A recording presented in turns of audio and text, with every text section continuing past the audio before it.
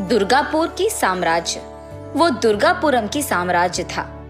उस साम्राज्य के एकदम बीच में ऊंची पर्वत पे बहुत ही सुंदर महल को स्थापित किया है सिम्हापुरी के वंशकों ने। अब उस साम्राज्य का पालन कर रहा है विजय सिम्हा।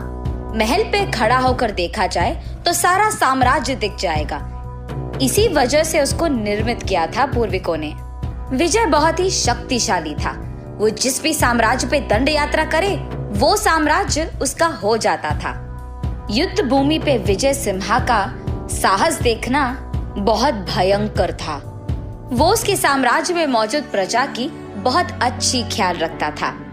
उस साम्राज्य के चारों ओर विजय सिम्हा की तरह पालन करने वाला कोई भी राजा नहीं था। विजय सिम्हा की कई दंडयात्रों में से एक में 2 राजा उसके सामने हार कर प्राण भिक्ष मांगते हैं। उनमें से एक भरत था और दूसरा नरसिम्हा।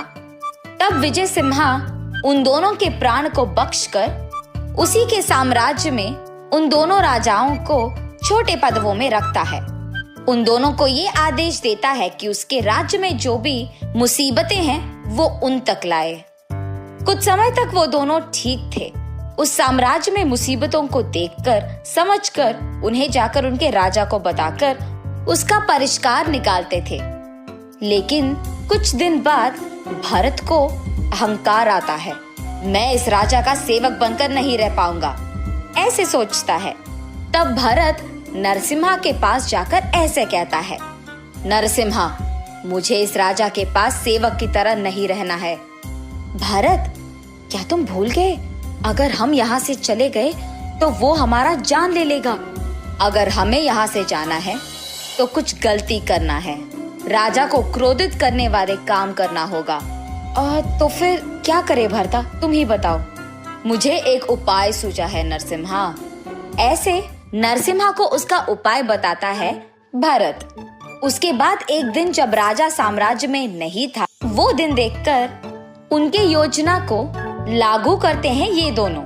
दुर्गापुरम साम्राज्य में आखिर में रहने वाली दुर्गा देवी मंदिर में मौजूद देवी के लिए गहने बनवाने के लिए राजा ने सबके पास पैसे लेने के लिए कहा है। ये बोलकर वो गांव में मौजूद सारे लोगों से पैसे लेते हैं। भरत और नरसिम्हा प्रजा से ये कहते हैं कि वो दोनों खुद इन गहनों को बनवाने के लिए जिम्मेदारी ले रहे हैं। भरत उन गहनों को रागी से बनवाकर उन पे सोने का रंग लगवाता है। देखने में तो वो सच्ची सोने के ही आभरण लगते हैं। भरत तब उन गहनों को दुर्गा देवी के सामने पेश करता है। प्रजा तो यही सोचती है कि वो सब सच है।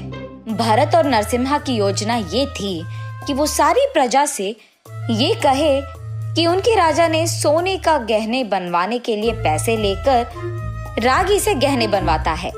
इसी कारण वो ये प्रजा से कहलाना चाहते हैं कि उनकी राजा ने उनको धोखा दिया है, और ये भी कि बहुत पहले से बहुत बार राजा यही करते आए हैं। प्रजा की संपदा का वो मजा ले रहे हैं, ये कहलवाना चाहते हैं। इनके बुरे विचार तो ये थे कि प्रजा में राजा के खिलाफ जहर भरे। एक दिन राजा मंदिर आकर दुर्गा देवी को पहनाए गहनों को देखते हैं। पहली बार में उन्हें पता चलता है कि वो सोने के गहने नहीं हैं। उसके बाद प्रजा में मौजूद कुछ लोगों से राजा को पता चलता है कि क्या हुआ है। सच जाने के बाद राजा भरत और नरसिम्हा को बुलवाकर साम्राज्य के एकदम बीच में उन दोनों को पेड़ पे रस्सी से बांधकर उन दोनों के धोखे को प्रजा के सामने बाहर लाते हैं, और उसी प्रजा के सामने उनको शिक्षा भी मिलता है। शिक्षा ये थी कि उन दोनों को बहुत मेहनत करके माँ दुर्गा के लिए सच्ची सोने के गहने बनाना होगा। ऐसे बहुत दिन भरत और नरसिम्हा उसी साम्राज्य में बहुत मेहनत करके माँ दुर्गा के लिए अच्छी गहने बनवाते हैं। और क्योंकि विजय सिम्हा दयालु था, वो इन दोनों की पहली गलती को माफ करके वापस उन्हें अपने आस्थान में लेकर हमेशा की तरह उनको साम्राज्य की ख्याल रखने कहता है। लेकिन ये दोनों अपने दिमाग में राजा के खिलाफ जहर भरते हैं कि उन दोनों को प्रजा के सामने पेड़ से बांधकर अपमान किया था। उस अपमान का सहन ना कर पाने के कारण भरत और नरसिम्हा दोनों राजा के कत्ल करने की सोचते हैं। लेकिन विजय सिम्हा पहले से ही होशियारी से 2 गूढ़ाचारियों को उन दोनों पर नजर रखने के लिए कहता है। इसीलिए वो दोनों गूढ़ाचारी इन दोनों के बुरे विचार के बारे में राजा को कह देते हैं और विजय सिम्हा क्रोध में इन दोनों को एक सबक सिखाने की फैसला लेता है। कुछ दिन गुजरने के बाद विजय सिम्हा ये घोषणा देता है कि उसकी शादी का दिन है और बस उसका सारा साम्राज्य और प्रजा उस दिन को एक त्योहार की तरह मनाते हैं। उसी संदर्भ के कारण विजय सिम्हा नरसिम्हा और भरत को उसके आस्थान में बुलाकर उनको खाना परोसता है, लेकिन राजा कुछ नहीं खाते हैं। भरत को शक आने के कारण राजा से वो ऐसे पूछता है, राजा आप भी तो हमारे साथ खा सकते हैं। नहीं भरता, वहाँ रानी मेरी इंतजार कर रही है, तुम लोग खा लो। ये बात सुनकर वो दोनों वापस खाने लग जाते हैं। विजय सिन्हा उसमें नींद की गोली मिलाते हैं और इसी कारण खाते खाते ही भरत और नरसिम्हा बेहोश हो जाते हैं। जैसे ही वो आंख खोलते हैं वो अपने आप को साम्राज्य के बीच पेड़ पे पाते हैं और उनके सामने राजा क्रोधित होकर बैठे हुए होते हैं।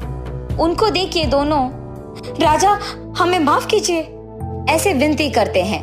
तब राजा, मैंने तुम लोगों को बहुत मौके दिया है, लेकिन तुम लोगों ने मेरी कत्ल करने की योजना की, अब मैं तुम्हें माफ नहीं करूंगा।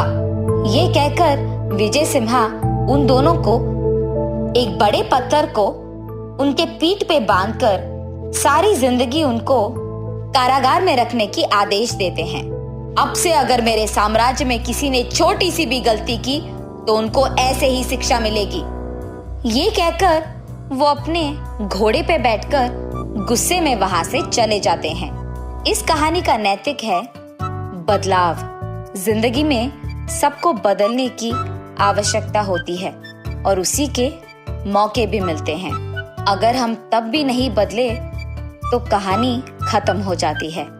इस कहानी में भरत और नरसिम्हा को एक मौका प्राणभिक्षा के रूप में मिलती है, लेकिन उन्होंने उस मौके का फायदा उठाया, इसीलिए अंत में उन्हें शिक्षा ही मिली है।